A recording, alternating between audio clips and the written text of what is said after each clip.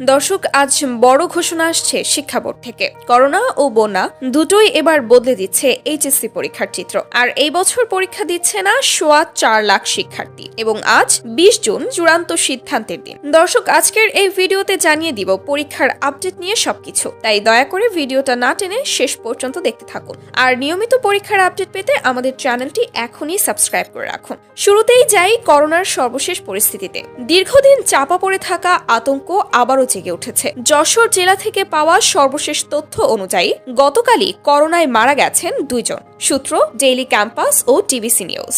বিশেষজ্ঞরা বলছেন এই ভ্যারিয়েন্টটি আগের চেয়ে অনেক দ্রুত ছড়াচ্ছে। লক্ষণগুলো মৃদু হলেও ফুসফুসে আঘাত মারাত্মক। এদিকে ঢাকা, নারায়ণগঞ্জ, কুমিল্লা ও চট্টগ্রাম করোনা আক্রান্তের হার লাফিয়ে বাড়ছে। হাসপাতালগুলো আবারও প্রস্তুতি নিচ্ছে বিশেষ ইউনিট চালুর। আজ সকাল 10টায় শিক্ষা মন্ত্রণালয় ও 8টি শিক্ষা বোর্ডের চেয়ারম্যানদের জরুরি বৈঠক বসেছে।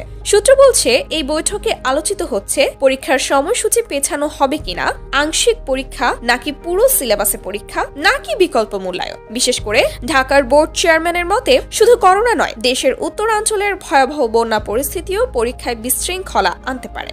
আজ সন্ধ্যা 6টার মধ্যে শিক্ষা বোর্ড থেকে সিদ্ধান্ত আসার সম্ভাবনা প্রবল। এটা হতে পারে 2025 সালের শিক্ষার্থীদের জন্য সবচেয়ে গুরুত্বপূর্ণ ঘোষণাগুলোর একটি। কিন্তু এখানেই শেষ নয়। সারা দেশের শিক্ষা প্রতিষ্ঠানগুলোতে ঘুরে দেখা গেছে শিক্ষার্থীদের মধ্যে ব্যাপক হতাশা ও প্রস্তুতির ঘাটতি। কেউ সিলেবাস শেষ করতে পারেনি, কেউ পরিবারে করোনা বা বন্যায় ক্ষতিগ্রস্ত, আর অনেকেই শিক্ষা জীবন থেকে ছিটকে পড়েছে শুধুমাত্র অভাব, মানসিক চাপ এবং রোগে আক্রান্ত হয়ে। ফলে চমকে দেওয়ার মতো একটা তথ্য সামনে এসেছে। এই বছর এইচএসসি পরীক্ষায় অংশ নিচ্ছে না 4.25 লাখ শিক্ষার্থী। এটা গত 3 বছরের মধ্যে সবচেয়ে কম অংশগ্রহণ। 2018, 2019 এমনকি করোনার প্রথম ধাক্কার বছর 2021-এর চেয়েও এবার কম। এই ব্যাপারে শিক্ষা সংশ্লিষ্টরা বলছেন, করোনা সংক্রমণের পুনরুত্থান, দীর্ঘদিনের পাঠদান বন্ধ থাকা, অনলাইনে ক্লাস করতে না পারা এবং সাম্প্রতিক ভয়াবহ বন্যার কারণে শিক্ষার্থীদের প্রস্তুতিতে চরম ঘাটতি তৈরি হয়েছে।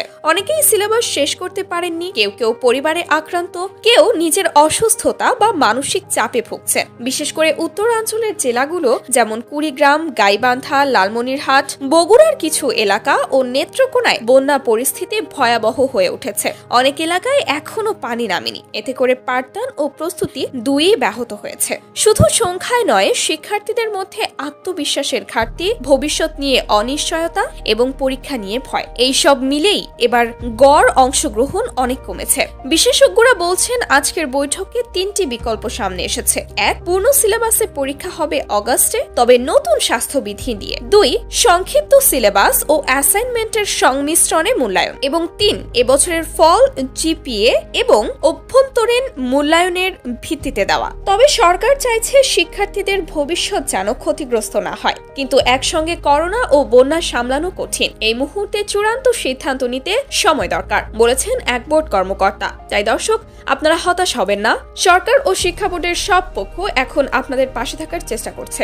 জানতে পেরেছি আজকের সিদ্ধান্তে শিক্ষার্থীদের সুবিধা প্রাধান্য পাবে। তাই সন্ধ্যার ঘোষণা না আসা পর্যন্ত ধৈর্য ধরুন। আপনার প্রস্তুতিটা যেমনই হোক, এখন থেকেই আবারও বই খুলুন। এই সময়টা বাঁচিয়ে নিন নিজের জন্য। এবং এই খবর দেখে আপনার মনে যদি কোনো প্রশ্ন জাগে, নিচে কমেন্ট করে জানান এবং কোন বোর্ড থেকে পরীক্ষা দিবেন সেটাও জানাতে ভুলবেন না। আপনার এলাকার করোনা বা বন্যা পরিস্থিতি কেমন সেটাও লিখে জানাতে পারেন। দর্শক, আজ এই পর্যন্তই। বিকালের আপডেট পেতে অপেক্ষা করুন এবং এখন পর্যন্ত ভিডিওটি যদি দেখে থাকেন, দয়া করে চ্যানেলটি সাবস্ক্রাইব করে রাখুন, যাতে পরবর্তী আপডেট আসার সাথে সাথে আমরা আপনাদেরকে জানিয়ে দিতে পারি। তো দর্শক, আজ এই পর্যন্তই। ভালো থাকুন। আল্লাহ হাফেজ।